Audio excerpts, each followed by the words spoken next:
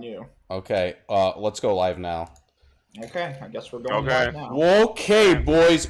Hey, what is going on, my Weiss Schwartzmeisters? Today, this is Dean hosting the BurnOne stream with quite a few people, actually. You know, some of them might not be normally talking. We got a lot of people in the call here. But we're basically going to be going over our bro runs, right? Like, because we all joined numerous tournaments, or some of us did. I don't think Carmen did, right? You only did NA? Yeah, Carmen just played in US. Okay. Yeah, I don't want to talk about it, but I guess I'll talk about it. I partook in all three, and Nico, I know, partook in two. And we also have Hansen in here, and I believe he took two, right? Or no, just NA, right? Yeah, two. Both AO and NA. Okay. Yeah, because that gave you guys some time to sleep, yeah. Doing all three, that was a mistake. So yeah, you guys want to just kind of like, basically let's start with AO since that was the first one, then we go EU, which I guess only me, and then we can go over NA, which is where, you know, Nico, I think people know you at this point, over what happened in NA.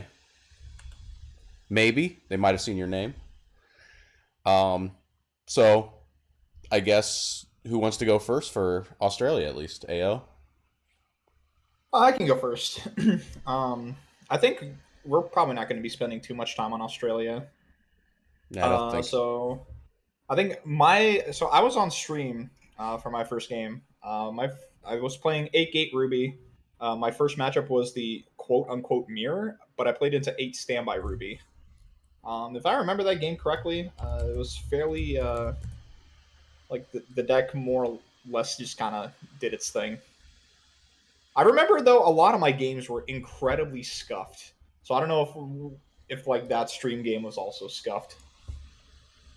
But I think I was at the very least able to kill his cards and just kind of do what kind of like what me and Carmen talked about, to where like I don't think playing 8 Standby Ruby is like too worth it at the moment because there's no big payoff to it. Round 2, I fought against Pants Standby Bang Dream. That's the Tay combo into Kasumi. That game was really easy because my opponent opened 4 climaxes and did not cancel. And I think he refreshed when he was at like 3-0. And then he still did not cancel and just kind of died. So, unfortunate game, but, you know, happens and we take those. Third game, I paired into Vince. And, well, you already know the story. Vince ended up winning Australia, so that game didn't go well. There was some back and forth. Vince did do a lot of plays. I can tell he actually read my cards because he like started standbying stuff out to the front row, only attacking twice and just like standbying stuff out to like dodge Neon Cat and stuff. So I just ended up losing. The game was pretty back and forth though. That was nice. And then my final loss, where after this I dropped, I played against 2 choice. This is the level 3 Asuna choice. I think the second. 4 pants and 2 stock soul sword art, and yeah, that was a game where they just get a bunch of stock, right? And then it's probably hard to come back. Like once they play like the 2-1 Kirito, that's really big, right? 10K, I think. He never played that 11K. down. Oh, 11K, yes. The 2-1 Kirito never was never played down. So just bad game on your end. Yeah. I don't actually remember that being a particularly bad game. I just couldn't cancel when you needed to. That's about it. Okay. So I guess that's the end of your run then. So you dropped at 2-2. I dropped at 2-2. So I guess I'll go next. I played 8 Standby AT, which I think has a good Slime and Dalmir like matchup. I think that you're pretty favored in that because you're able to tech the sword, and your power lines generally tend to counter theirs, especially with your 1-0s.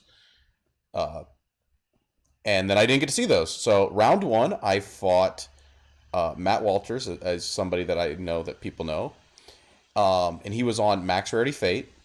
It was a pretty close game, I think, throughout the most part. And then near the end, I was left 1-7. He went for an Icy Tail for 6. I milled clean, canceled the attack, refreshed, and then I was looking at my hand, and we got put to sudden death, and I was thinking about, like, I think I was supposed to free fresh counter there, even though I just refreshed, because it put 2 climaxes back in, because there was 1 in my stock, and then, like, I think it just generally gave me better numbers, because I needed to triple cancel in order to actually win. and managed to clutch it out with that free fresh counter after dodging the icy tail. So very close game. And then round 2 was on stream. I was told I had to completely re-sleeve my deck because I was using Shadowverse sleeves. And even though we're getting that Shadowverse game coming out April, it's not allowed. So completely re-sleeve my deck to these Ultra Pros that were just sitting in a box behind me. And then I'm on stream against Tin, one of our good friends. Was that game. Yeah, that was that game. And I'm having to stagger my stock because my Ultra Pros, the commentators can't see how much stock I have if I'm using them. So they're having me ladder them, and that's why I'm doing the weird back and forth. And Kagi is a rough matchup for AT, I think, a little bit, because the power lines, if you don't have multiple Marcelings with Hambos out, it is hard to win multiple lanes. But I did win lanes at level 1. And then as time went on after level 1, you see me just slowly slip out of the game as the Shirogane hit board, and I can't find the Demon Bloodsword. But overall, I think it was a pretty close game. I think it was fairly close. Then I fought Kagi again, this time played by Darcy. And once again, I think that Kagi is a rough matchup for AT, so I ended 1-2. couldn't clutch it out, Unlucky. But it happens. Yeah. Hanson. I can go ahead and tell about my Australia run. I was playing Bloodgate Data Live. It was a pretty interesting build. It runs a level 1 Toka combo into 2 different top ends depending on your opponent's deck state. And I do think this deck does pretty well into the meta. It has good enough tools to break boards, and it also has a pretty decent board presence against non-standby decks. So round 1 I played against 7 Deadly Sins, and I mean, I don't remember a lot about that matchup. I just knew my opponent canceled better than me, and I ended up losing that. Round 2 I played against Kazumoka Bang Dream, and I think in this game my opponent wasn't able to break apart my Toka level 1 board, so I got multiple combos off in multiple turns and just accrued enough advantage to beat him in the end. Round 3 I think I played against 8 Choice Data Live, and that game was really close. The dude had hand all game because the level 1 Kotri combo plus SMT all he needs, but in the end the origami combo is just really good. Ended up milling multiple climaxes in the level 3 turns and clutching me the game. Yeah, Origami's she's different, right? Because she's not OG Icy Tail. For Origami, it's for each climax you hit, you burn 1. Yeah, it's also anti-backup too. Yeah, Mm-hmm. So that's they pretty can't even big. Free fresh out. Mm-hmm. Yeah, I think during that turn I was able to mill multiple CXs and actually it made a difference, but compared to a normal Icy Tail. Yeah, that was pretty cool. Round 4 I think I played against Darcy on Kaguya. I mean, in that game I think I was able to actually wall Darcy's level 1 board off the whole game, and he had no board presence at all. But the level 3 board is just I think a bit too strong for me. The multiple instances of BurnOne, and he ended up canceling my Toka's burn for 5. Oh, you played that combo on him. Yeah. Ooh. Cancel on 5.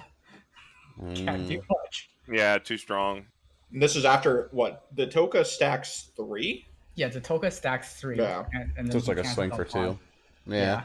Oh Jesus, that sucks. And Yeah, then, it happens. Yeah. Yeah, I ended 2-2. So was that all of our Australia runs already? I That's think that was pretty it. short and sweet. Australia, I don't think that was for us.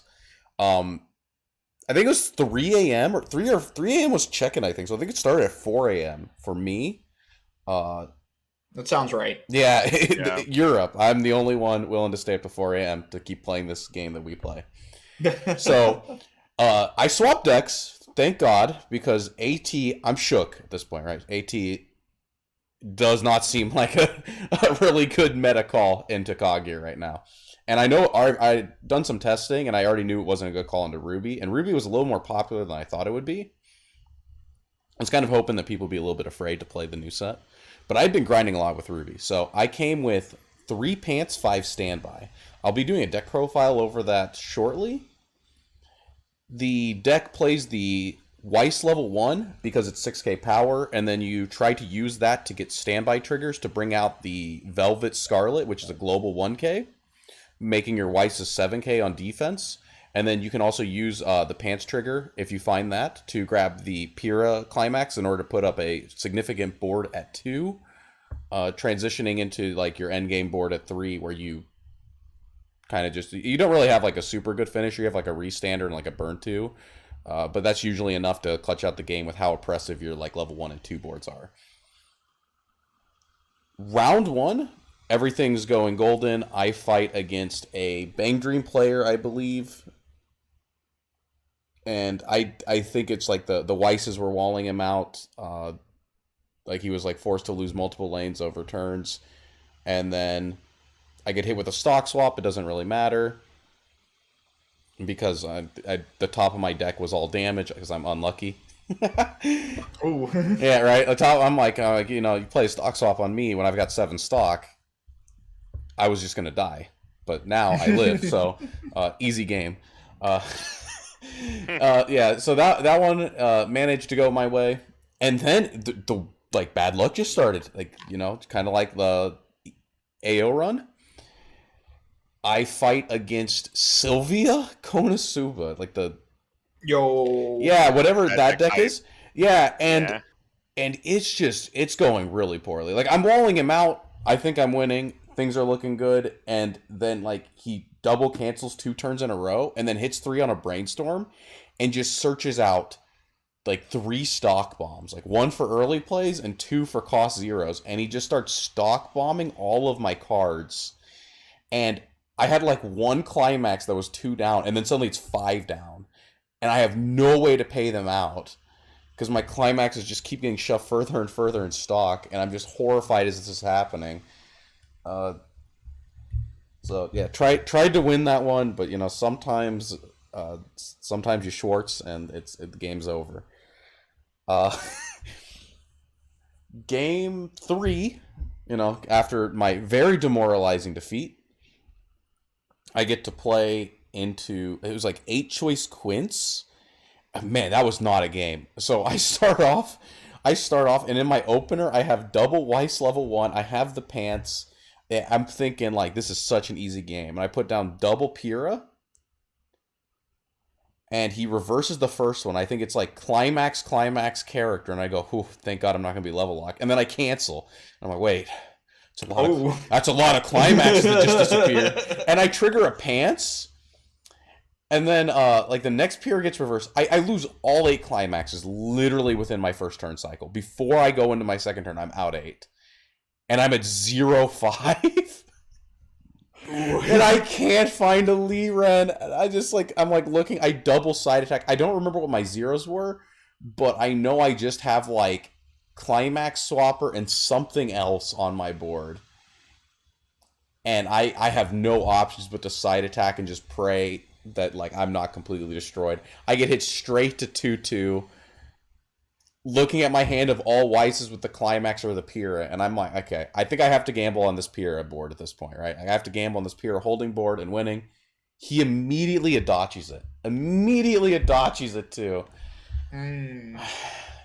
Just like, wow, okay, I guess I don't know. Can't win this one. Except for there was a turn where I thought I could randomly. I go for the Restander with that Vital Festival. And I put that Restander in an open lane, and I say, you know, that's my out, is you just eating damage. And that Restander you gotta play to your outs, man. That Restander stuck 7 damage, and suddenly I needed 2 to kill him. Oh. And And then he But this game cancels. is bad. And then Yeah, he refreshes so- 5. He refreshes 5, and I go, holy, really? There's a chance to actually just stick like 14 damage almost. It's like not 14. I think it was like 11 or 12 damage that turn, off of like no finishing climax, right? And the burn 2 gets canceled on 2, and then I scoop it up. Right, I'm out 7 already. I'm at like 3-5. There's no point in playing that one out. He has attackers. So. Yeah, I'm 1-2, but I don't have anything to going on before NA, so I continue on the quest to see how far I can go with this Ruby deck. I fight the Information Warfare Bofuri. I don't think there's really much to talk about that game. He kind of had that guy won? No. No, I'm saying he won EU. No, it was a different person. there were multiple. Oh, there were multiple. There were multiple people on that. I think there were like there 4. were multiple people on this deck. Yeah. Wow. I think if you look at I think there were like 4 people in EU on that deck. I mean, I was like, we can't look at the stats. Remember, considering EU's, Oh, right. Some anecdotal evidence, considering things that I may or may not have seen, it was not a bad meta pick at all, considering EU's meta breakdown. Yeah. 4 down. Top 8. If you look at the Information Warfare deck and everybody who is brave enough to pull that deck out and say like, this is my meta pick, I will win off this alone and bodying 8 standby alone. Like, you can go look at the runs for these decks because once that information is available, and you can go on Twitter and you can find people talking about their runs. It's just them just chewing through standby decks, and only that. That's a really good call. Like, shout out to everybody who was that brave to like make that call and go for it. Right. That deck just 8 standby alive. Yeah. My opponent though was not fighting an 8 standby deck, so yeah, it was a little rough for him. And also, I think he whiffed one of the top checks as well, so he was having a rough game. Plus that, sealed the deal pretty. I don't really remember too much. And then I think my round 4 was Thean, or was that round 5? I know you played against him again. 10. You played against 10 again. I think I fought him round 5, and he was still on Kaguya. What was my round 4 opponent again? Unfortunately, we. Oh wait, that is round 5. That is round 5. Yeah, 10 was round 5. On Kaguya again. He beat me on stream once. I was not going to let him do it again. I remember putting out like triple Pyrrha against him and just telling him your Shiraganes are small. Get them off my board. Damn. So, yeah, it was pretty funny. I think the funniest thing that I did accidentally was there was a turn where he had the level assist out on one lane, and I stunned it, and then I played the standby. Wait, pause. Yeah. How's Shirogane not able to kill Pyrrha? Triple Pyrrha on the board is 14-5, and then if you 14-5?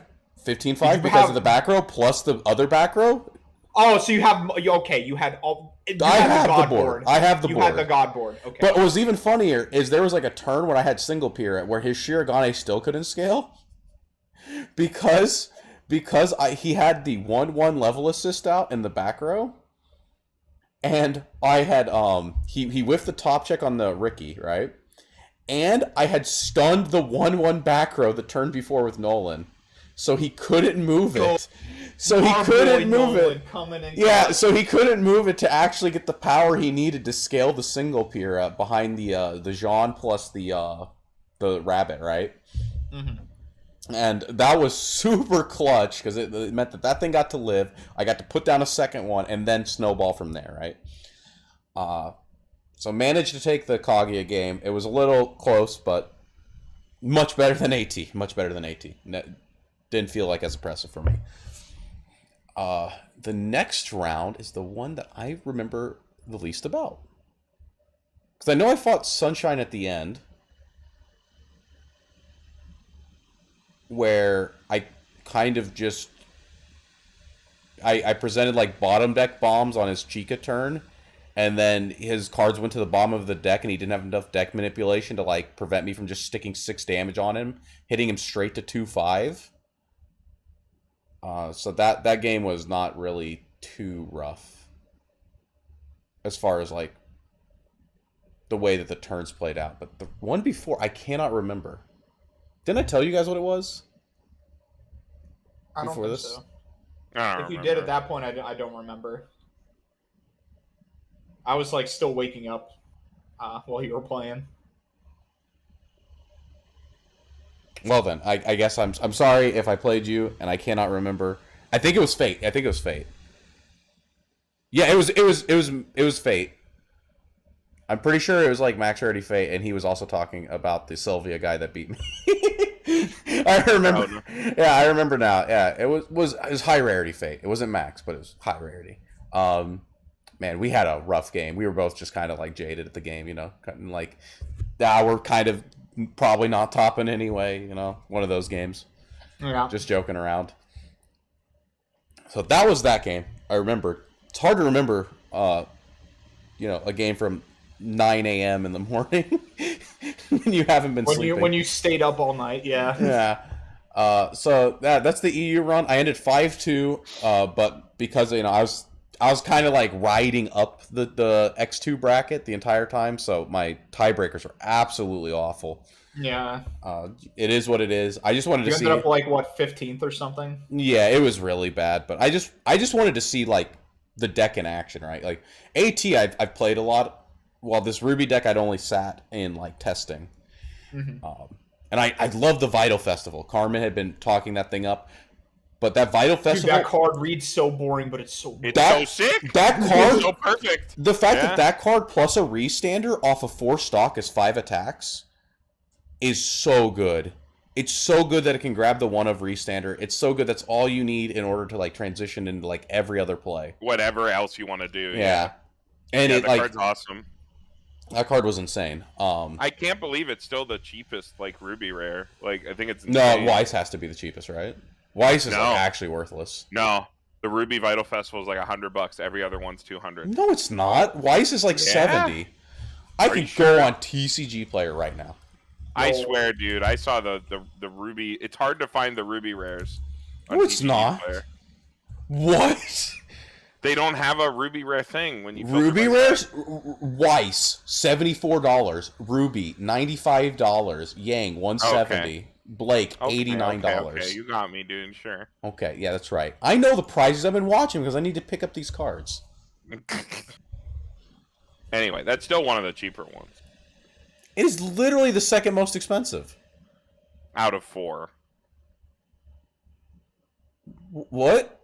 That's in the top half. It's the top half, yeah.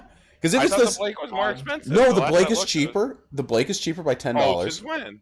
Did it go down? Yeah, the card sucks. Of course it went down. Oh, it was like 200 when I looked on release. Never mind. Well, it sucks. People thought Mocha would be good in 2022. Yeah, the I shouldn't be referencing on reverse on release prices. Jeez. Yeah, times have changed, old man. All right. Well, what? We're getting into NA, right? Yeah, NA runs, I guess. I'll go last, I guess. Let me get myself out. Okay.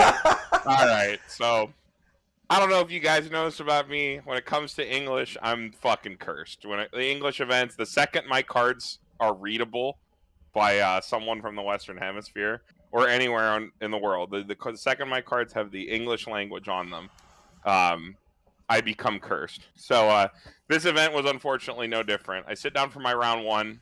Then I'm like, okay, we go through the mulligan. I'm against, what is it? Pants, Choice, Sword Art. My opponent was super cool and stuff, but like we sit down and playing, mulligan goes fine, and play down the Neon Cat, like whatever, like it whiffs, okay, normal. I have a clean cut in hand, I'm good to go, whatever. We play it out, and I look down, and like he swings like 1 time, or he swings twice. I like cancel 1, eat the other. I'm at 0, like 0-1. He like kills my Neon Cat. I'm at 2. I clock and I go to 3, and I'm like, okay, 0-3.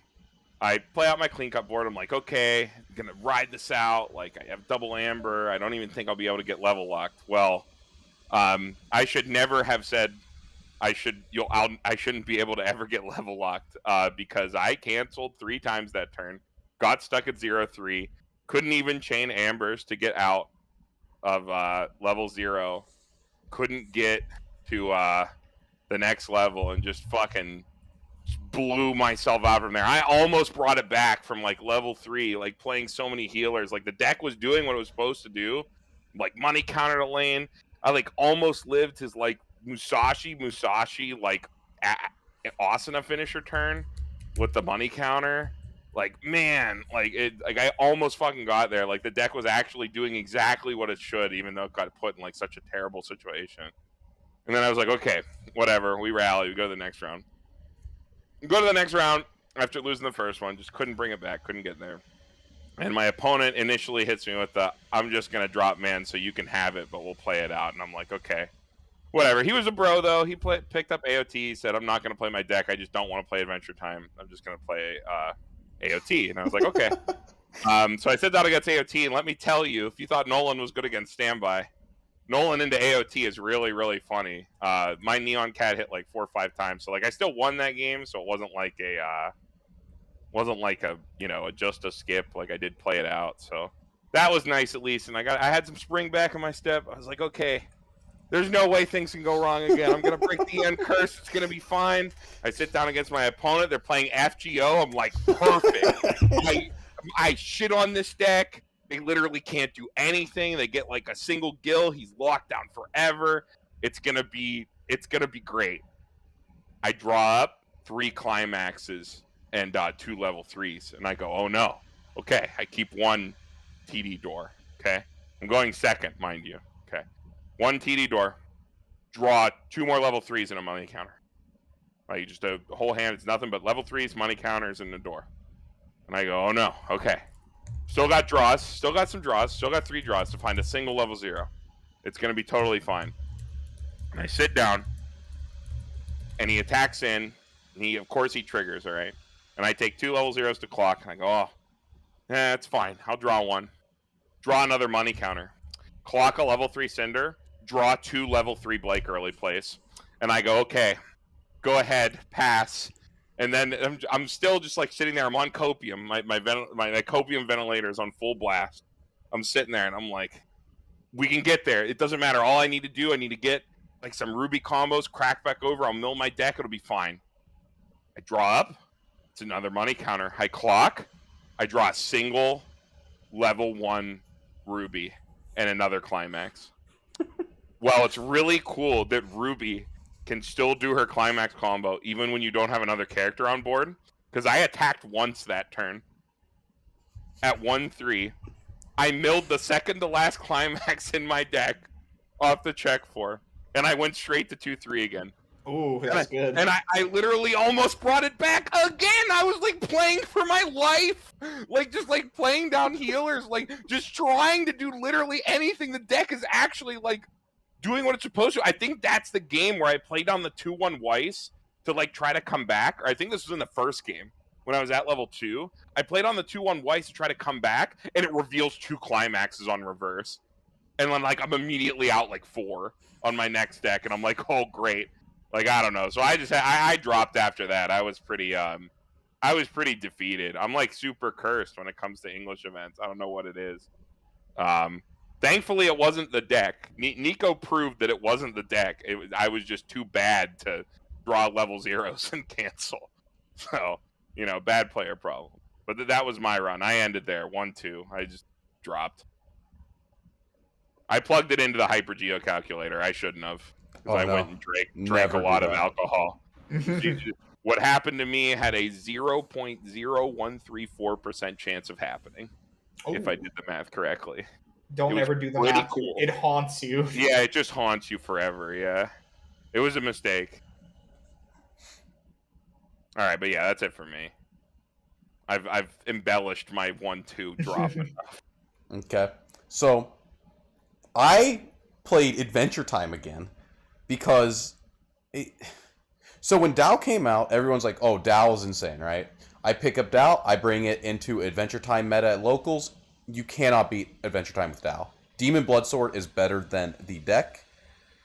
So, okay, same thing with Slime, Mike, right? 8 standby Slime, can't beat Adventure Time. The sword bounces 2 Gelds, and it's kind of just over for the Slime player. It's just super rough to like out Adventure Time.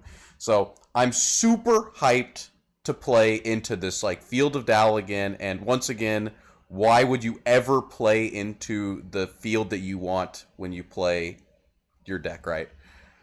8 standby Adventure Time, round 1. I fight the information warfare Bofuri.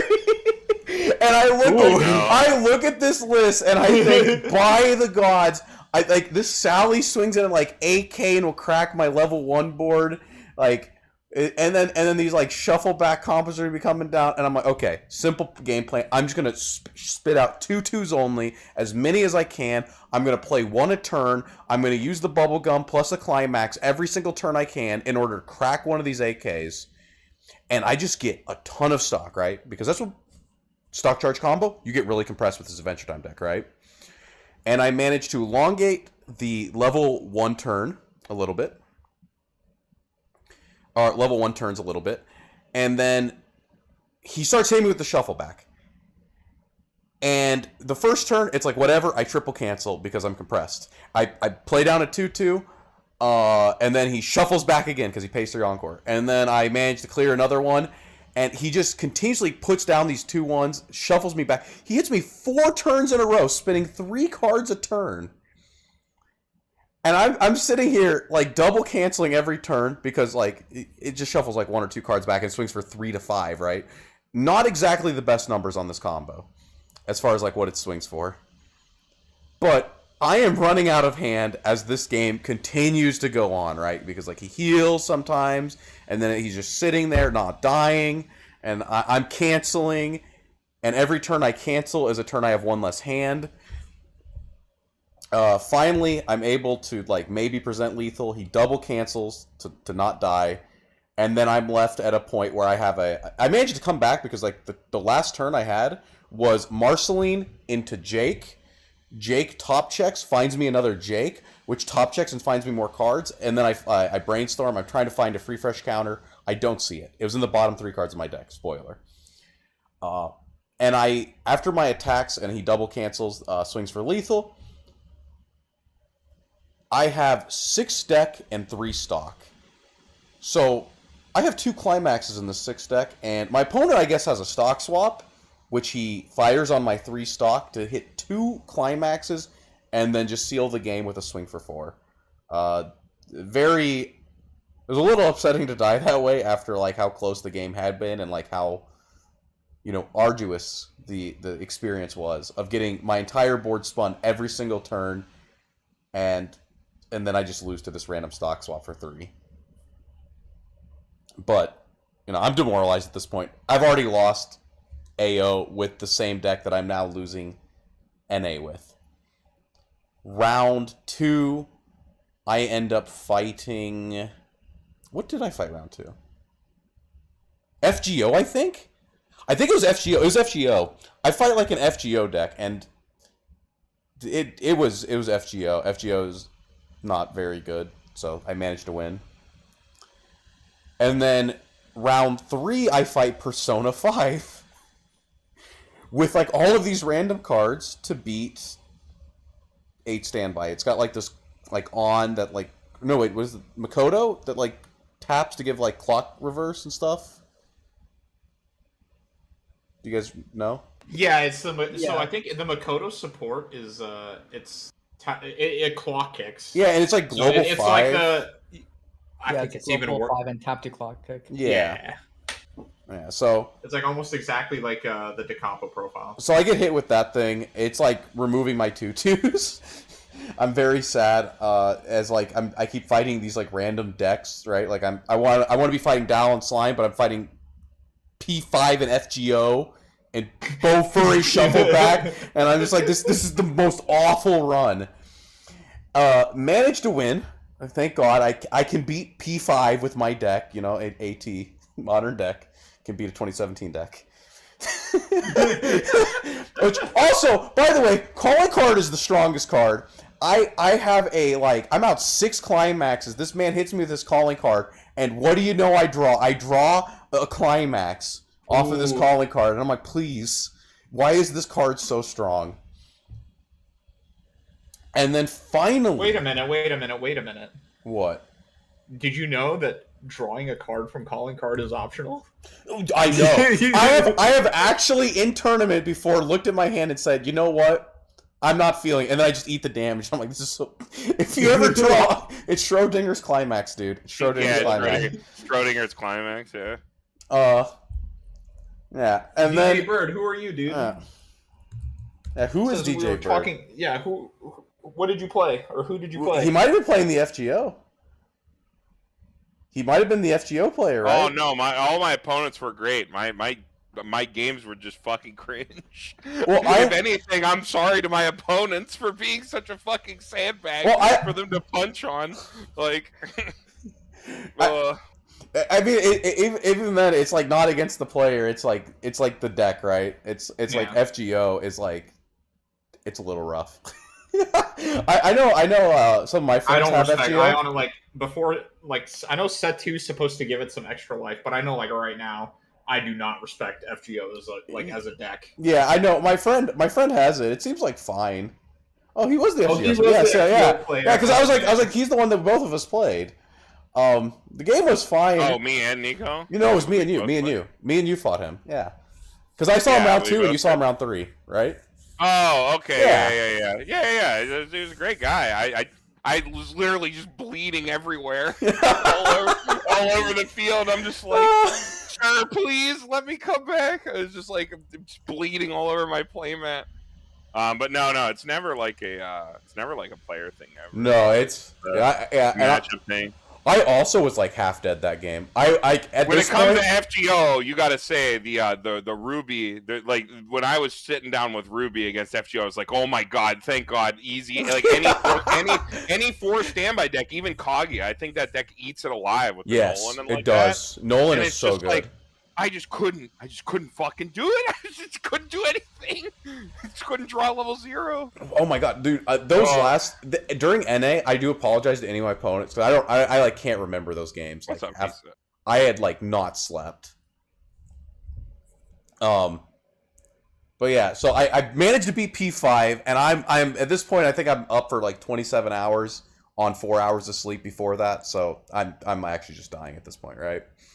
Mm-hmm. And I sit across from Ruby, and I just look at this deck. I see the Nolan. I had done testing with my friend, and I'm like, I know I cannot win this matchup. You cannot beat Nolan. You cannot beat Nolan with like AT with the 8 standby package. Nolan is better than most standby decks. So thank God that man beat me, and I could go to sleep. Wishing Nico good luck on the rest of his run, because he was the only one, spoiler, that I think still had a chance at this point. No, I was 4-0 at that point. You were 4-0? Hansen was cracked, and I guess I didn't see that, but I'm sorry, Hansen. You know, no, much love to you as well. It did not end up halfway. So tell us about your run. Tell us about this run. Yeah, so I was playing Bang Dream Kasamoka. Holy. Because I didn't want to play Data Live again. 2022, let's go. The next set doesn't come out until a week later. After, yeah. That's actually cringe. Yeah, so yeah, I'm just here rocking it with Kasamoka. I mean, round 1 I played against Bar Gate Quince. Yeah. And to be honest, like we were just like doing our level 1 combos turn after turn. He was like triggering bars, and I was just hard drawing my doors, so kind of sacked him. Hey, you take those, dude. Yeah, I do take those. And round 2, I got paired against Darcy again. Oh my god! This time he was on Data Live, and he was having a really rough game. He went from 0-4 to 2-3 to 3-0 to 3-6. Oh, and yeah, that's yeah, those are some jumps. Mm-hmm. And yeah, like not a lot happened that game. So yeah, I was right there. 2-0 was Bang Dream so far, and round 3 I got paired against like Book Gate Bang Dream, and that was the Maguro into the Yukina top end.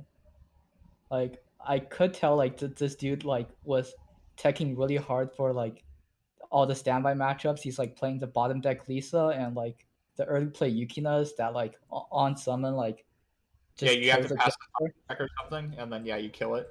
Yeah, but like those cards don't do a lot against me, and like his whole deck doesn't do a lot against me. Like I think his level 0 board can't even answer my Chisato. Oh, Yeah, yeah, is it because that bad? well he was playing like Sayo bombs, but like Chisatos are level 1. Yeah. Futaba OP 2022. Yeah. Ooh. I mean, Call back to Futaba, 2019. yeah. I mean, Chisato usually isn't that good in this meta, but like it was pretty good in that match specifically. So yeah, that was my round 3. Took that down pretty easily. I think round 4 I played against Bofuri. It was the Gate Stocksoul build. But yeah, that deck also kind of just loses to like most 1k1 decks. Uh, his like 2-1 combo doesn't actually do a lot against me, and like uh, he and that deck just doesn't have the strongest top end ever. What is the top end for like that deck? Because it's It's like vanilla Musashi. It's They absolutely play awful. Musashis and a card that's like on attack, pay 2, give a character cancel burn. oh, okay. Yeah, Yeah, so it's it's pretty bad. mm-hmm. I was like, yeah, it doesn't sound that great for like killing power. Yeah. I mean, but that's about where all my luck went. It just And then goes you down just to died. yeah. Round 5, I played against 8 standby Sword Art. It was the dude that we saw on stream on on top 8, Hmm. and yeah, He did uh the thing. I understand. yeah, like his cancels were pretty on point, and mine weren't. And I was able to like answer his boards, but like couldn't actually clutch it out in the end. And then round 6, I think I played against the second place Sword Art, and yeah, that game also did not go that well. I think like Oh, you were playing against Book Pants. yeah, Book Pants, Okay. yeah. Uh, and yeah, that game didn't go so well for me. Like my deck kind of just exploded there. I was like 6 out Yeah, don't really worry. early. I had the same experience twice against that deck. And then like I'm not sure if I even got him to level 3. He just like killed me with like Xenon restands. Oh, he just like played down the scene on at level 2, and you just died from there. Good Yeah. God, that's rough. Mm-hmm. Sometimes it do be like that.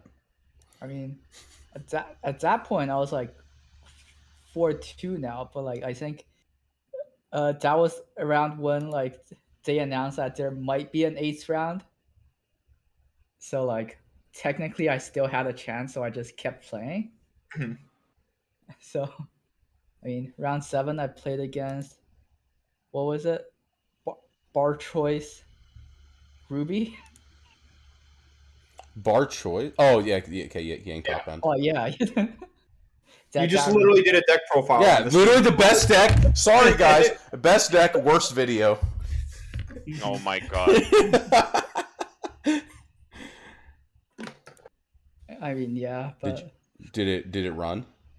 it did run, but like It was a good it deck. did not run as well as Katsumoka.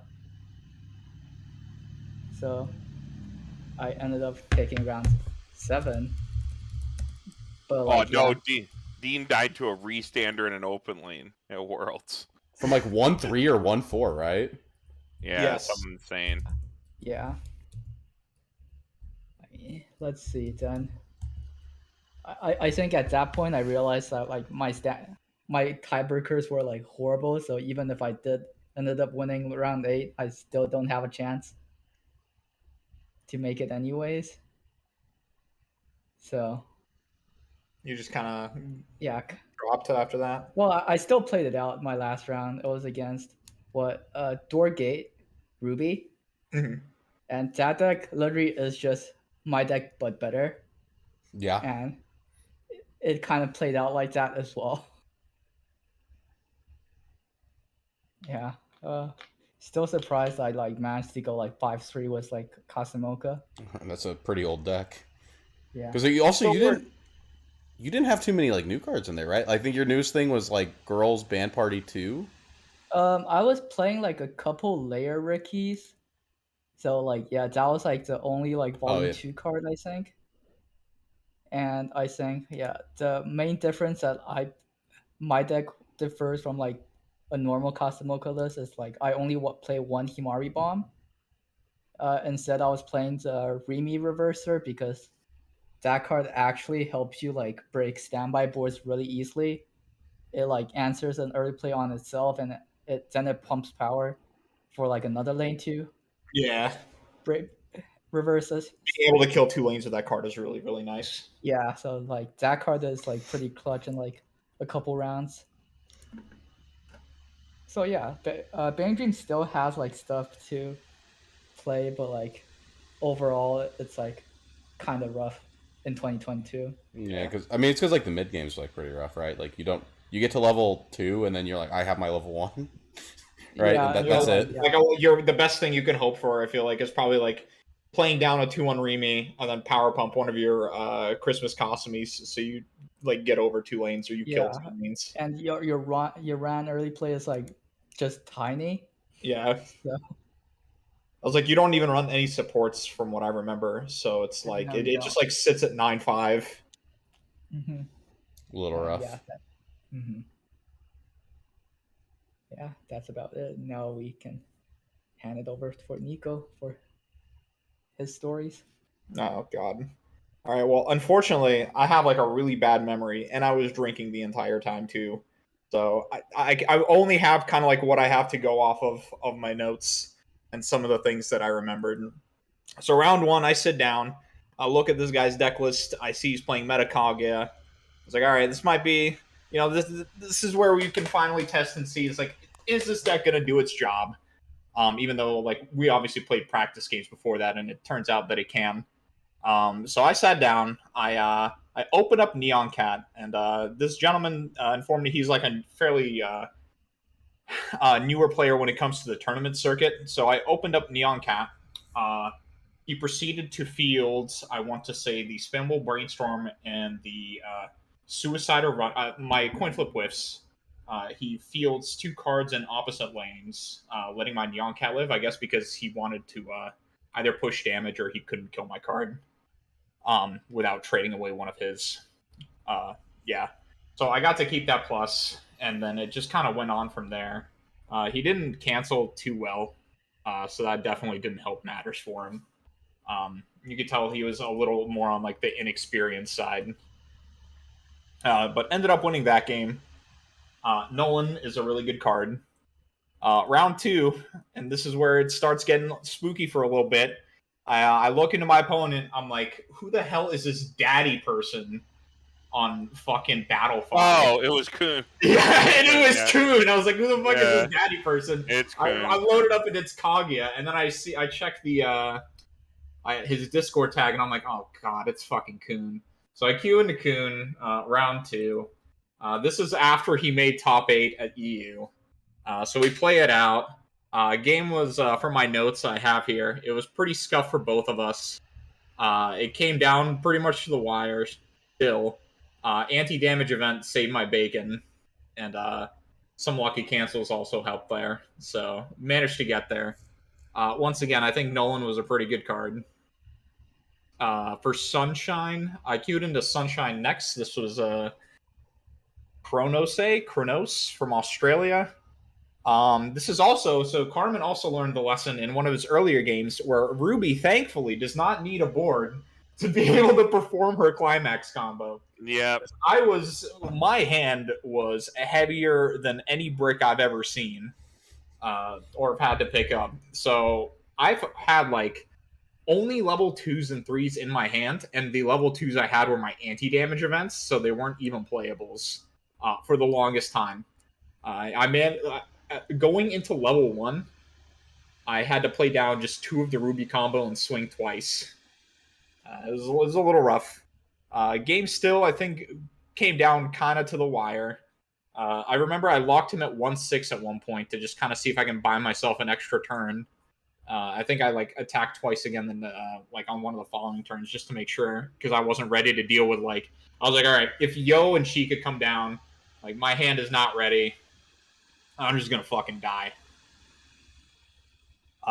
And it came down to myself over triggering when he just refreshed. He was at 3-3. I over triggered and swung for, I want to say 4, because if he's refreshing at 3-3, you only need 3 damage to stick to kill him. And he canceled, and then I just kind of died on the backswing. So we're down a game. That's fine. I look at my round 4 opponent. It's fucking Tin, because I see this Kaguya list again, and then I see this stupid Hato Kokoa guy. So here we go, queuing into Kaguya again. Tin struggled early quite a bit, but then I just randomly went to 3-6 at one point. Cinder being a healer, I think I was more thankful for Cinder healing in that game than I was in almost ever, because I managed to heal down quite a bit. Thin ended up crashing his board into me after I popped off with my climax combo, and he wasn't ready to kind of swing in with the Kaguyas. And thankfully, Neapolitan exists as a card, so after he crashed and I survived, I just played down a Neapolitan, spawned 2 targets for reverse, and then, just grabbed the climax and killed him again. And he just kind of died from there. Round 5 was the bar choice Ruby that I think Hansen said he queued into. Game was kind of going whatever. We were both sort of struggling. My opponent was struggling a lot more than I was. But we both weren't having the greatest games ever. My opponent kind of stabilized at level 2. He was at 2-4. Started to cancel, but then on one of his turns, he just triple triggered, and he also runs bar, so that's it's just signs of death there. And then he just kind of ate damage and died from there. Next game was against another Ruby player. This time it was Door Pants. I think it was a gentleman in the chat saying we queued into him or something. At least I think I saw him there. Ooh, the one I fought? Yeah. I think he was the only Door Pants. No.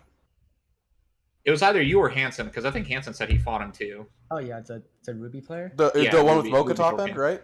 Yeah, it's that. Yeah. So then we all fought him. Yeah. Okay. I don't actually have a lot of notes for this one. I just know it came down to me canceling just better than he did. He wasn't able to get any mochas off either. So I didn't get to ask him after the game whether it was because... So on his last turn, he ended up triggering, and he ended up getting a pants to hand. But then he just kind of died. Anti-damage in this game, I remember, also came in pretty clutch. Canceled the swing for me. Or negated a swing, rather. Okay, round 7 was my stream game. This was versus 8 standby Data Life, so I was rubbing my hands. I'm like, oh boy, it's time. 8 standby Dal. Here we go. This is this is what we came here for. So I start off the game. This was, I don't know if you guys caught into the stream, but I neon catted this poor man's playables 3 turns in a row. It was not good. So it was going really rough for him.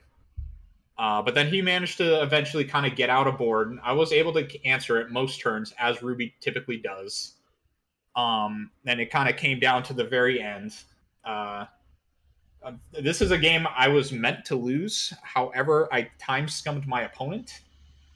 But what ended up happening was he was performing his final turn actions.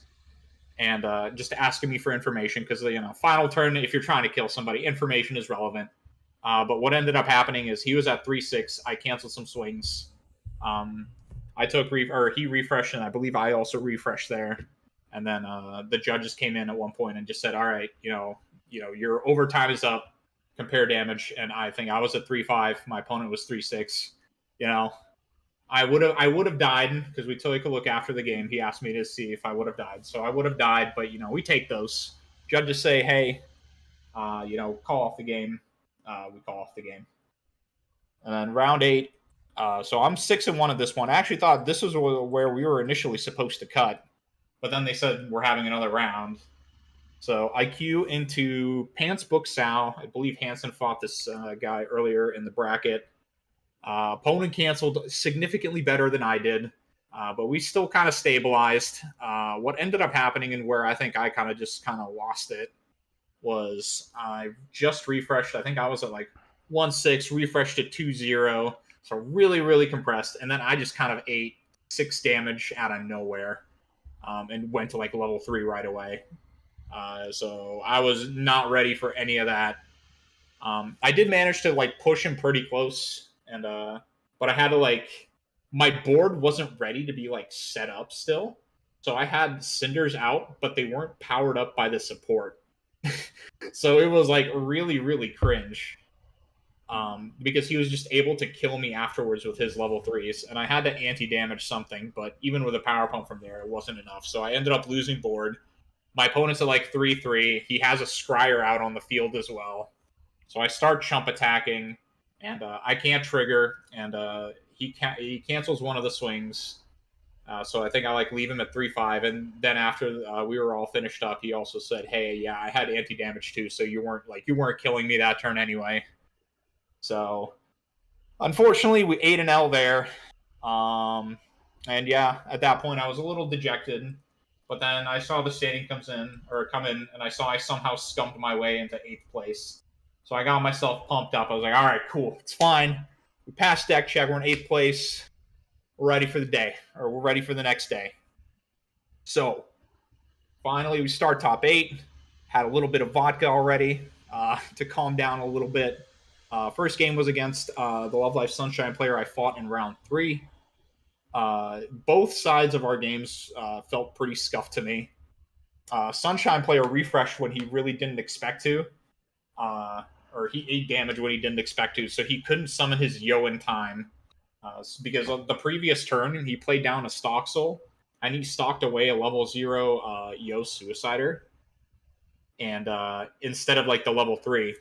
But then he just ate a bunch of damage, refreshed, and he didn't have a level 3 to spawn.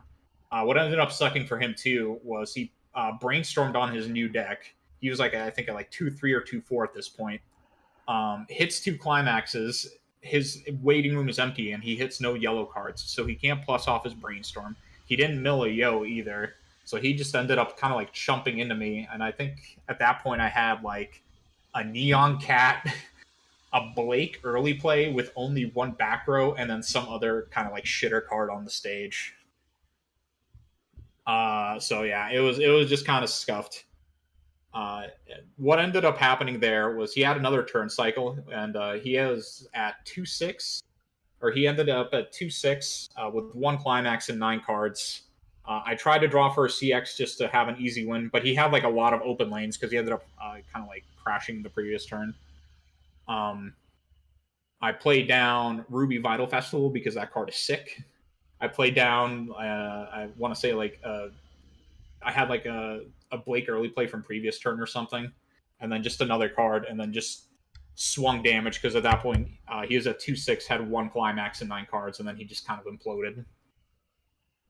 So we take the W there, and we got the run back. Feeling pretty good in Top Cut. So we start Top Cut. It's a rematch against the Sal player who handed us our ass in round 8. Once again, my notes just keep starting off saying both sides were pretty scuffed. We both just ate a lot of damage like right off the bat. I think my opponent refreshed at like 2-2 or something, and while I think I refreshed at 2-0, I refreshed like 5 climaxes and then took one of his refresh penalty. So my second deck was really shit.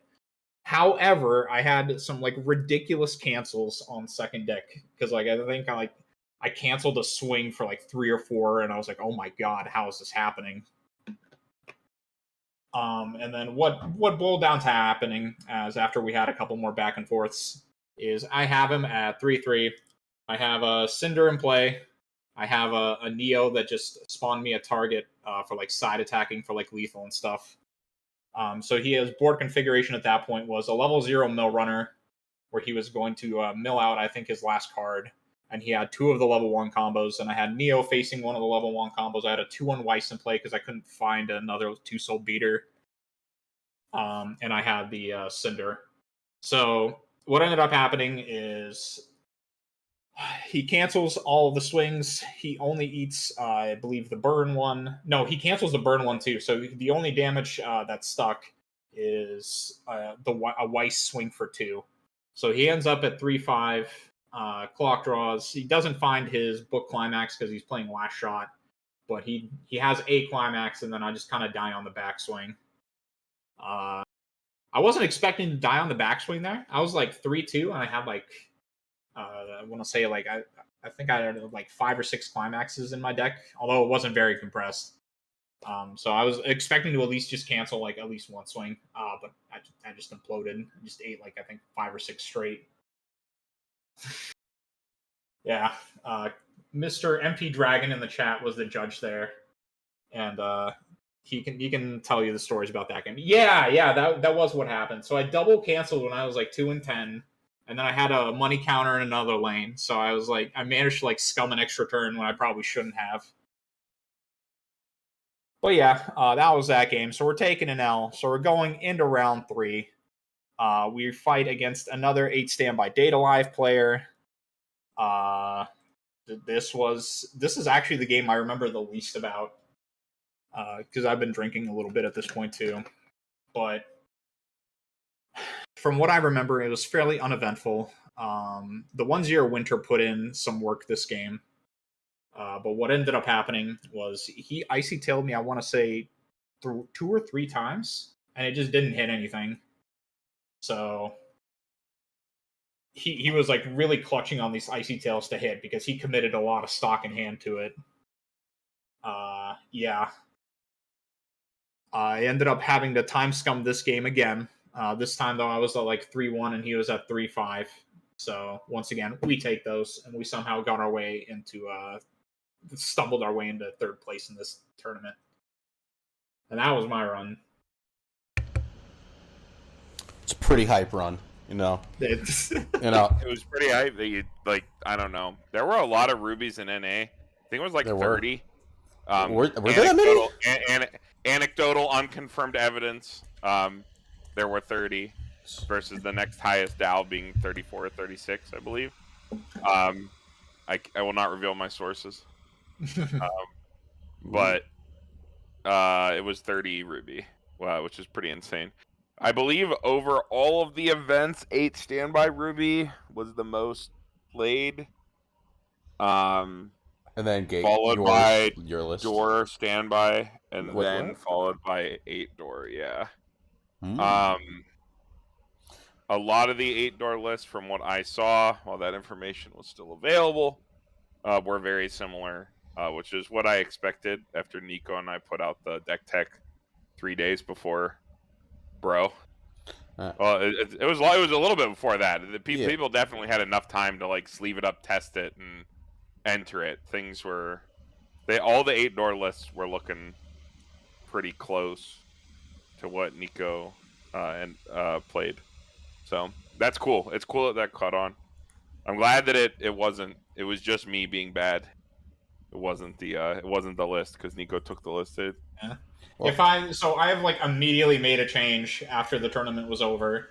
So one of the cards that I put in there was the 2-1 the Butler guy, the memory kick counter. It's like He's not a butler. He's like I don't care what he is. He's Weiss's dad. Who cares? Yeah, who cares, dude? Okay. Hit me with a ruby Laurel. Maybe you should know what characters are. He's not a butler. I actually don't know what character you're talking about if you say a butler guy. Jacques, whatever his name is. Yeah, that guy.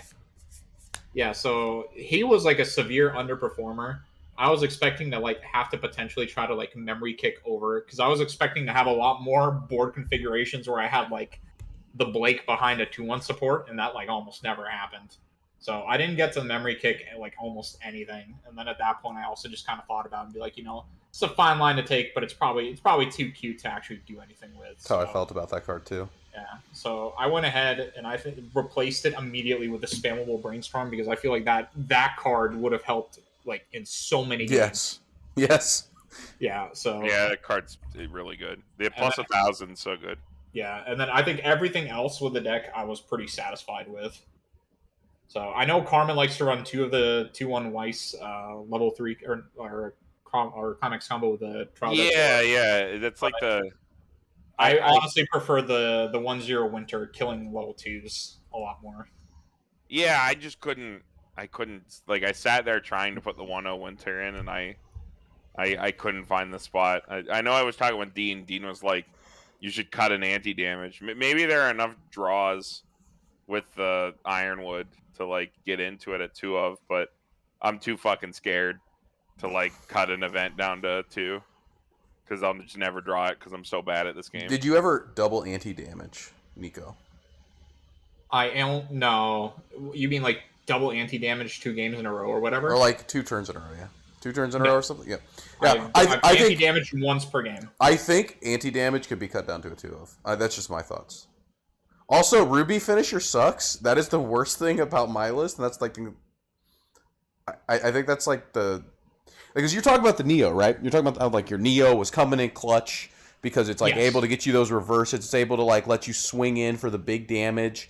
Yeah, while like so also Neo, Nolan, and anti-damage were like the overperformers. Yeah. And then Neon Cat kind of like, just from the stream game alone, Neon Cat was also like randomly an overperformer. Yeah, I can tell you right now that when you play the Ruby and you have that Neon sucks so much because the Ruby is so bad.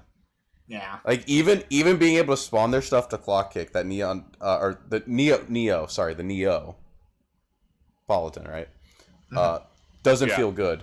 But like you're talking and you're using the Neapolitan to put cards on the board for Cinder, and I think that's probably way higher impact. Especially think about this.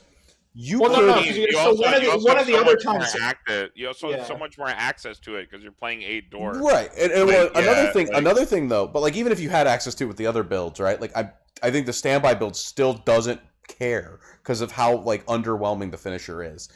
But I think what's really cool, especially with the Neo, is you can stack the top part of their deck. Did you ever do that? Did you ever say, like, I'm not going to kill my opponent this turn, so I'm not going to try to stick the swing for 3. I'm going to try to, like, stick them with, like, a coin flip or something garbage. Stick a garbage draw when they don't want to clock. Yeah, I've done that before. Not in Bro, because, like I said, my games were, like, really scuffed. I I know that Nico had many decisions. Nico probably had chances to make these decisions. So did you ever have to take that line?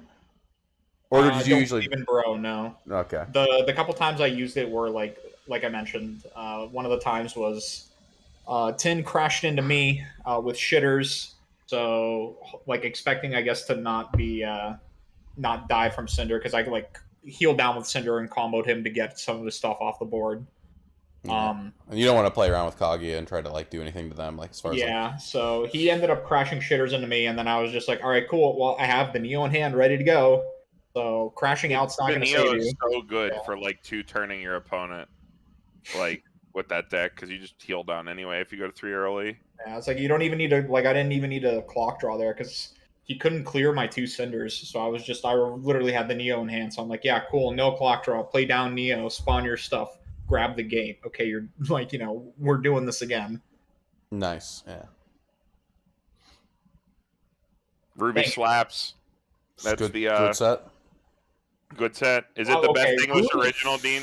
Yeah. 8T I was high on. I do want to take a minute to explain because I know I'm like the biggest AT show. You are. I am.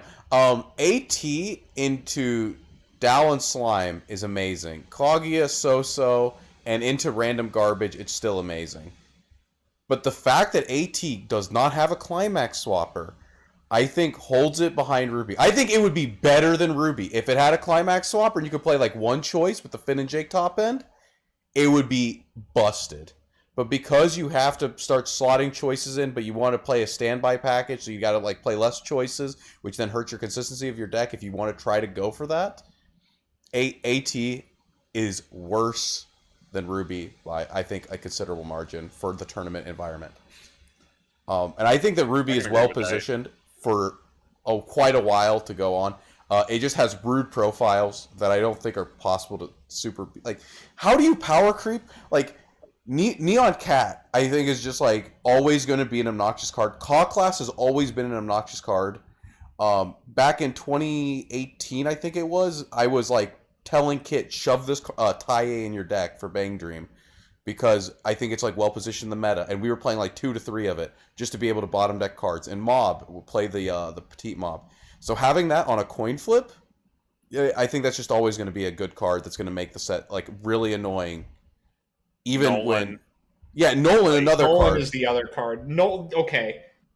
I think Vince was the only one who like I ran into initially who like deliberately played around the Nolan because he like stood by out all his cards to like the front row. Like when he stood by out the 2/2, he's like, "Yeah, dude, this is going in front." Yeah, because that's what you have to do. Stuff. But then even then, like it makes the but boards even then, easier you to break, can also right? present like Neptune, and you can also present in my build Winter, so you still have answers for him. But even like the fact that like having this card forces your opponent to make like awkward like plays is amazing. And then another thing about it is that you're able to point at the Adachi and say, "Oh, you're not allowed to move that thing."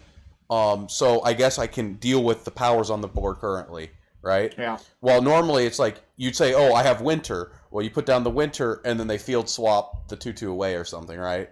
Yeah. But being able to stun the Adachi makes the game just so much easier for you to be able to crack their board. And as a standby player, when I was playing and testing into the Nolan, I would just absolutely be crippled by it. Every time it would come down, I was just disgusted by like how my next turn had to go. So I can imagine that that's just going to be an obnoxious card going forward for everyone. I really think this is the difference when you like print a wide open set with generally good cards, and instead of trying to do anything too cute or make anything too crazy, you just print generally decent cards. There's a couple really good flavor cards, but like Ruby being just a more generally synergistic set with itself makes it a lot better. Yeah. And I think the fact that it's a level 1 board breaker, I don't think it's actually. I did testing into Mishoku with it. We talked about this before in the video, but I think the only looking forward thing that Ruby kind of gets like pushed by is unfortunately Hololive.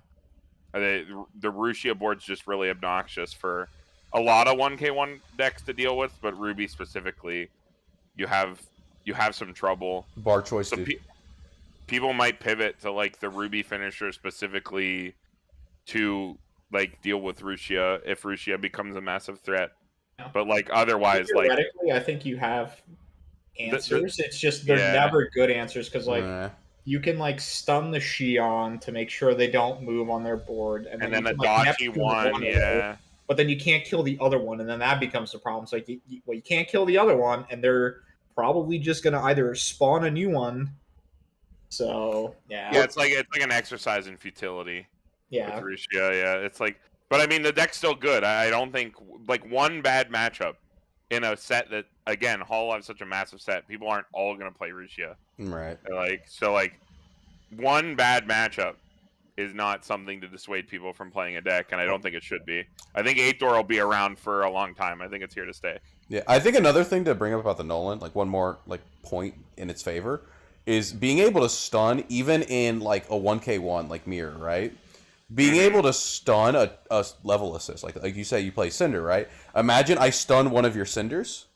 And I say that one's not allowed to move, and then I just put my card in the other lane. And now suddenly you can't answer my early play because you're not allowed to move your level assist. Yeah. Just like random weird stuff. Yeah. I don't know. It's like that effect has existed for a long time. But it's always on a bad card. It's always on the garbage card. Yeah, it's never on a card that's just like otherwise fine, which is all the other effect is right now. Like if you play into Shizu Slime, you're nutting. But like otherwise, it's just a cost bump. Or even Standby Slime, that card's really fucking. I was like, the card is Standby Slime is always good. Really rude against Standby Slime because they have like garbage cards in the front row, right? And then they lose they'll them. Typically have like they'll have multiple of like the 1-0 Rimarus out in the front row, and then you start forcing them to make like really awkward decisions because like you'll bottom deck one of their Rimarus, and then you might like if they like let's say they didn't get lucky and they only have like one guild in the back row or something. You stun their guild, so now they're gonna have to consider like if you have the climax combo out as well, be like, well, I'm losing a lane, so this feels really bad because I'm losing board. I'm like, do I have to geld like to save this to where they potentially don't save it, But then they can move the Geld. but then they can move the guild the next turn, depending obviously on when I'm saying they might not save it, depending on the power pumps you have out at that time. So yeah, you can. I didn't get to play into 8 standby slime too much for testing and in the tournament at all. So, but I think against 8 standby slime, that card's still really good. Yeah. Yeah, solid set. It's got finisher suite galore. I am pleasantly surprised by this set because I initially thought it was not going to be very good. With the way it's been going, I thought it was either not going to be good or it was going to be like horrendously average. I told you the level 1 combo was going to be the way. Mm-hmm. I told you. TD stuff was too good to not be good. Does Alicization have the same profile, or are we talking about the As Nolan. the green one? If we're talking about the green one is can't be sent to memory. If I'm remembering correctly, let me see. I don't know Alice Volume 2 cards. I will double check. I looked at them. I don't think it was that good. I believe it's a green card from Alicization set 1. Isn't it like can't be bounced back? Can't. It's a green bomb that's like can't be. No, it is volume 2. It's a green cost bomb. It's one of the lollies here. This card may not be returned to hand or placed to memory. So it mainly stops stuff going to memory and it stops Obros. Yeah, it that's stops not. Obros, it stops memory stuff. It's still rude, but it's not as rude. Yeah, that's not as universal. No, blue Kirito? Okay, let me. This guy. If so, that card needs run. Oh, wow, it's literally Nolan. Same card. Wait, what? Oh, no. Oh, there you go, guys. There's your There you go. tech. Where is it? It's card number 84. Wait, I've never seen this card. I guess I don't play Sal. I'll put the address in this. I'll put the. I mean, I have a Sal thing. Link. Okay, yeah, that's the best card in Sal. Congratulations, we found it. Yeah. We helped people with their Alicization 2 list. Yeah. Now, I really do think the lockdown of Nolan is. What's the problem with like is it exacerbated or like boosted? Like the effect is boosted by the fact that your level 1 can power lines. Whereas Alice's level 1 typically doesn't do that. Like where are you running this card? Because like what? The 1-0 gets to like 6-5, maybe like what 7-5 or something, and there's no additional power cuts. Or not power cuts, power pumps. Yeah. I don't know, maybe. There's something to think about. Nolan's really good.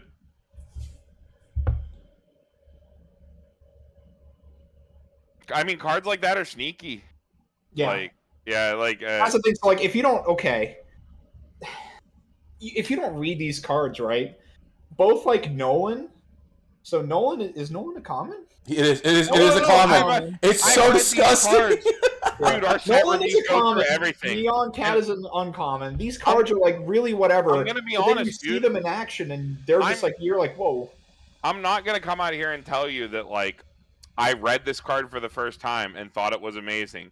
Every single time I've reviewed one of these cards on PGH with Andy, Andy's made a case for it, and every time I've like shut it down and said, no, you don't play these, they're bad. Like I had to tell you the way with Nolan, Carmen. And like no, and like still like it's I will. I also shield Nolan to admit fast. when I'm wrong. Like I was completely wrong. The card profile is good. Like the lockdown is good. It had potential. I was wrong, and like that. That's just these kinds of things are sneaky, right? Because you would never think of playing a card like this. But the way the meta is, I thought it was. Like the I way thought it your was. games play out. I thought it was disgusting the second I read it, but I'm more aligned with Andy, I guess, than you. Yeah, Marvel does have Neon Cat. It is. It's a good card. My locals that are testing Marvel immediately started sleeving up like 4 Neon Cat when they saw me playing Neon Cat, because they would sit across from me and they would be like, "Damn, this is the most annoying card in the world. Better play it in Marvel." Which is pretty funny. But yeah, I don't know, these like lockdown effects, right? Like that's pretty sneaky. Yeah, Ruby's got just a whole bunch of like random, like good anti-meta effects for the current meta. Like the Neon Cat's Again, good, like Nolan's good. You can run the 1-0 Winter, the 2-1 Weiss helps breaks boards along with your level 1 combo and refills your hand and stuff. So yeah, I just don't know if you'd run the same card in Sal if you have the same. You don't have the think board it breaker fits level right 1. now. Yeah, It has to do with like the Nolan is made so much better by the fact that all of your other cards kill everything. So like if you have a Sal deck that can kill everything, yeah. Okay, Kevin making a point about Niji players playing the Neon Cat or other people playing these bottom decks like the Ruby. I will say that I think Ruby is the first set that's playing this profile that does not have like a what is it? A like No search sprite? for it. Yeah, Contai? like a snow sprite for it. Yeah. Contai? Did Contai do that? Contai played it because they that's what they had. It's Caw class.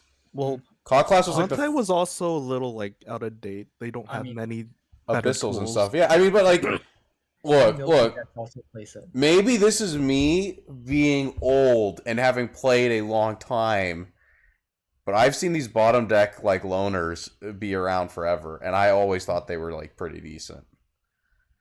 I think it has the same issue where it's competing for too many slots. It is usually, but And so like they usually never have something good enough to actually like justify the 3 or 4 slots you want to run it. Also, it does depend on like the meta, right? There was like there's like metas where you don't care too much about like the level 0 turns and how they like fall out. And like right now there's like Kaguya and everyone's playing like equally as annoying level 0 lineups as Kaguya, so there's like runners everywhere and like center chasers, and just being able to say no, your card's gone. Mm-hmm. It's so good. And the Cat being an actual sinker versus like a neg 3k, because I know that's in a lot of profiles as well, is a lot better because of the 3500 runners, chasers, whatever that's running around. Yeah, it does depend on like, well, there's been sinker since Ka, so like there's a lot of them. But like Tai from Bang Dream Set 1 as well is a bottom decker loner. I thought Tai was a neg. Nope, it is a bottom decker. Was it the Fujimi one that's the neg 3k? I don't know. Milky Holmes has a neg 3k. I know that much. Yeah. And what is that? Revenge or counter, whatever. It's the Ellie with the well, it's not. It's a 500 LE minus 3K if there's only one card in the front row, and if they cancel, this goes to stock. Yeah. Yeah, card's good. Not as good as a Neon Cat, though, of course. I was like, I don't think the card is particularly good. I still at the moment. I still play it. Does he play? Milky Holmes doesn't see play. Yeah, Milky Holmes doesn't play. See play, but okay. It used to see play. So I can give you that much. It did used to see play. But it's like right now, like especially for talking Japanese meta, it's like, cool, dude. You're playing Mushoku. They drop center runner, and you're gonna be like, oh fuck, this card does nothing. I mean, you play that card and you field 2 characters. Oh, okay. Easy. Try fielding with Milky Holmes, yeah, dude. What I love is then the conundrum when they cancel on the lane that has their card, and you're like, this card can go to stock or it could kill it. You're like, I guess, do I take the stock or do I kill their character? Yeah. But yeah, annoying profile. Nice to see it on like playable cards, because now it can be extra obnoxious and this game can be awful. Going first, we had to hurt the going first win rate, which was unknown, but it's probably like 80% or something. I'm not actually sure. Yeah, dude, you're a real mathematician, dog. Look, I think there wasn't Yeah, there like you some got it, guy. bro. There's a couple years ago. I think some guy was like, "I'm doing spreadsheets of all of my games," and I think he had like a 70% win rate going first versus like 45 going second. And it made me think: like, are the win rates really that lopsided in this game? We don't know. I don't think anybody's actually done the math. Maybe one day somebody can help us out, give us those numbers, or maybe we should start getting those numbers for ourselves. And then we can figure don't out. need math. Then we can figure out how good Neon Cat and these like See, sinkers No are. math. Superstitions, Wise vague feelings. It's a very visceral game. Fuck the number. Yeah, you're I supposed like to just cards that make me feel feel it. good. Yeah, feel good. All right, is that it? Are we done? I think that's it. I think we're done ranting. You guys want to say anything here at the end? I never know how to. It was close. pretty sick getting third place, considering I'll be taking a break from this game soon for a while. Nico, we will miss you. But Put we myself were, on the Great. board. Shout out to Tanner's bullet deck. Oh yeah, bullets. Shout out to the Kantai player in the EU. They were so Oh, no, strong. Contact player. I don't I know. heard. I think I woke up and somebody told me, "Like, yeah, the contact player's 4-0." I was like, "Oh my god!" He's the only one on earth who knows how to play that. I don't know how to play that deck. You handed me that deck, I'd be like, I don't know what I'm doing. That's a genius right there. I have no idea. wasn't JoJo also doing well in EU? Yeah, shout out to that guy. I'm pretty sure there's like an Aerosmith, like Gold Bar Pants Aerosmith deck running around EU doing Peace. semi well. Shout out to that guy. It's pretty hype. But yeah, I think we'll just wrap it up. So yeah, until next time, I guess, right? Yeah?